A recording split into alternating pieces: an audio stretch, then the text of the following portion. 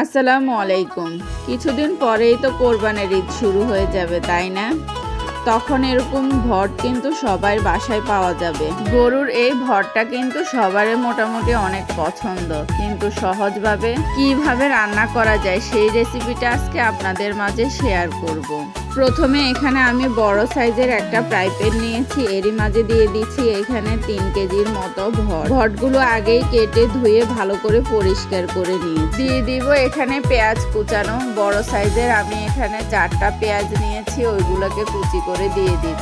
2.5 table চামচ পরিমাণ দিয়ে দিব এখানে আদা বাটা, দিয়ে দিব এখানে রসুন বাটা এখানে আমি দিয়ে দিব 4 টেবিল চামচ পরিমাণ। রসুনটা একটু বেশি দিব কারণ এখানে ভটগুলো অনেক বেশি, এই জন্য।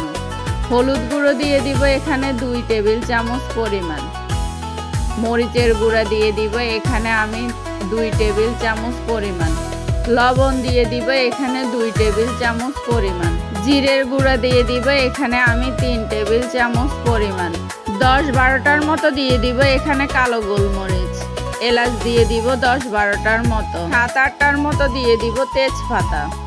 5 থেকে 6টার মতো দিয়ে দিব লং। দারুচিনি দিয়ে দিব 5টা। পরিমাণ মতো দিয়ে দিব রান্না করার তেল। আমি এখানে 1 কাপ তেল দিয়েছি, আপনারা ইচ্ছে করলে কম বেশি দিতে পারেন। সবগুলো উপকরণ একসঙ্গে একটু ভালো করে মেখে নিব। আসলে আমি এই ভটগুলোকে একটু ভালো করে হাতে মেখে বসাবো, তাহলে কিন্তু রান্নার টেস্টটা অনেক ভালো আসে। ভটগুলো আমার মাখা শেষ, দেখতে তো পেলেন। এখন 1 কাপের মতো পানি দিয়ে দিব একটা ঢাকনা। কিছুক্ষণ পরে এসে ঢাকনাটা উঠিয়ে আবার একটু নেড়ে চেড়ে দিব, যেন নিচে দিয়ে না পুড়ে যায়। এই জন্য জলগুলো এখনো আছে, আর একটু শুকানো পর্যন্ত একটু ভালো করে নেড়ে চেড়ে দিব। এইভাবে কিছুক্ষণ নেড়ে চেড়ে আমি একদম ভাজা ভাজা করে ফেলবো। ঝোলগুলো একদম শুকিয়ে ফেলবো। ঝোলগুলো যখন শুকিয়ে যাবে, একদম মাখো মাখো হয়ে যাবে, তখন এখানে আমি দিয়ে দিব রান্নার ঝোল। আমি এখানে পরিমাণ মতো পানি দিয়ে দিয়েছি। দিয়ে এখন আবার একটু ভটগুলো ভালো করে নেড়ে চেড়ে মিশিয়ে দিব। পানির সঙ্গে একসঙ্গে ভালো করে মিশিয়ে দিয়ে এখন দিয়ে দিব একটা ঢাকনা। ঢাকনাটা উঠিয়ে আবার একটু নেড়ে চেড়ে দিব। এরই মাঝে এসে আমি আরো কয়েকবার নেড়ে চেড়ে দিয়েছি। এখন আমার থেকে মনে হচ্ছে যে আরেকটু ঝোল যাবে, এখন আবার ঢাকনা দিয়ে দিই। 4-5 মিনিট পরে আবার এসে ঢাকনাটা উঠিয়ে আবার একটু নেড়ে চেড়ে দিব। এইবার মনে হচ্ছে যে ভটগুলো পুরোপুরি রান্না হয়ে গেছে আমার।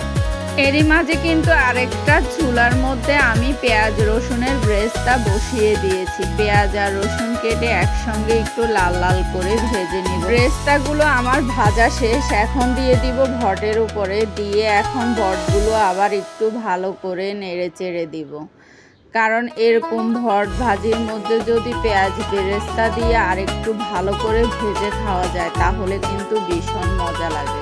এইবার একটু ভালো করে নেড়ে চেড়ে মিশিয়ে দিব। এইবার আপনারা ইচ্ছে করলে এটাকে একদম কালো ভুনা করেও খেতে পারেন, বা একটু এরকম মাখো মাখো ঝোল হিসেবেও খেতে পারেন। গরুর ভটটা কিন্তু আমরা সবাই মোটামুটি পছন্দ করি, তাই তো আজকে সহজভাবে রান্নার ভিডিওটা আপনাদের মাঝে নিয়ে আসলাম। যদি আমার রেসিপিটি ভালো লেগে থাকে, অবশ্যই লাইক, কমেন্ট, শেয়ার করবেন আর পাশে থাকবেন।